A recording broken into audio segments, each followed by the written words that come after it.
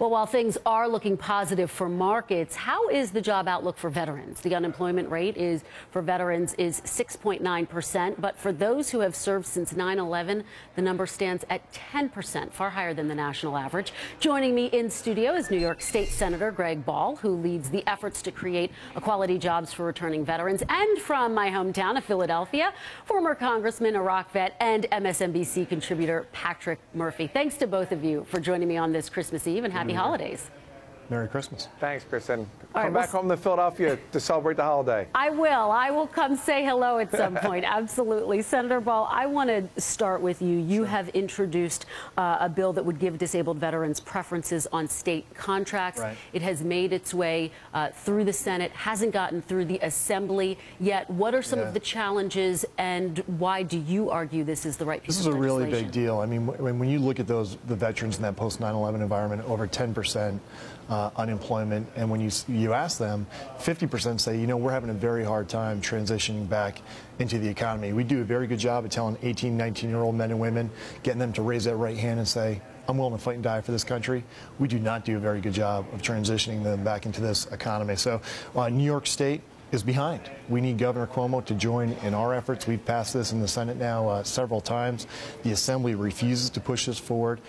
We're talking about 44 other states that are leading the way, and New York State's lagging behind. We have millions of veterans and hundreds of thousands of service-disabled veterans who need meaningful employment, and this bill will allow them to tap into a multi-billion-dollar economy when we get it done. Patrick, let me shift to you. Let me get you to react to this legislation, and we're just talking about one effort to improve employment amongst veterans. As you know, nationwide, the president, the Obama administration has taken steps, but it still hasn't been enough. So react to this legislation, and then what more needs to happen nationally? Well, Kristen, first I wanted to say I applaud Senator Ball's efforts, and I stand with him to help out any way I can. He's a Republican. I'm a former Democrat, well, a Democrat. So this isn't a partisan issue. So I applaud those efforts. But more needs to be done in the private sector as well. As far as the federal government, Kristen, you see the federal employees this past year, 40% of the new hires in the federal government are veterans. That is tremendous, the highest mark ever.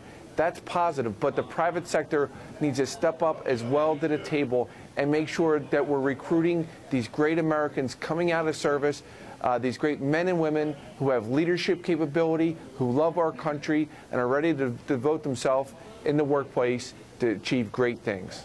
Let's put up some of the numbers so folks know what we are talking about. The unemployment rates for veterans, again, in October, 6.9%, but for those who served since September 11th, 10%. For Gulf War disabled veterans, 12.5%.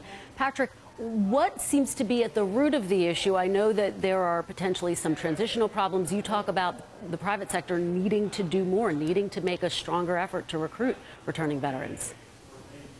Yeah, Kristen, I will tell you, 10 years ago today, I was in Baghdad, Iraq, my second deployment. And when I came home and when I transitioned out of Fort Bragg, North Carolina, basically I got my discharge papers, the DD-214, and I went back to Pennsylvania. Now, at least, there's a transition program, and it's called TAP, Transition Assistance Program, where it's 3 to 5 days where they give them some type of training to make sure, because we spend months recruiting these heroes, training them to be great leaders in the military, and then when we leave them, there's no real transition. So at least it's something. I do believe that more needs to be done. We need to link them up with local chambers of commerce. I know the Chamber of Commerce has a Hire a Hero program, but in a local level, we need to make sure that we give them one person when they go back home to touch base with, to help them and make sure that that transition out isn't just when they're leaving right there to do a resume.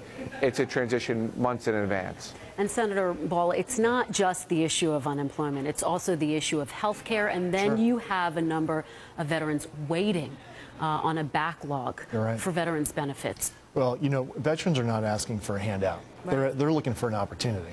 And if you give veterans an opportunity, these are men and women coming back from horrific scenarios where they have provided leadership in real ways and kept people safe. So you allow them to go into that private sector, they're going to create jobs. And you know what? Vets hire vets. The congressman is absolutely right. There's only so much the government can do.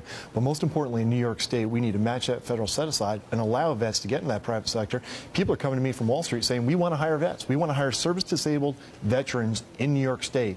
But they do not have a conduit to do it because New York State, dereliction of duty, refuses to match that federal set aside. So veterans will stick together. We will accomplish great things, but we have to take care of them when they get back. And the number one thing we can do for a vet is make sure that they have meaningful employment. All right. Thank you so much, Senator, for being here. And Patrick, to you, thank you so much. We appreciate it. Happy holidays to both of you and also to all of those who are serving right now overseas.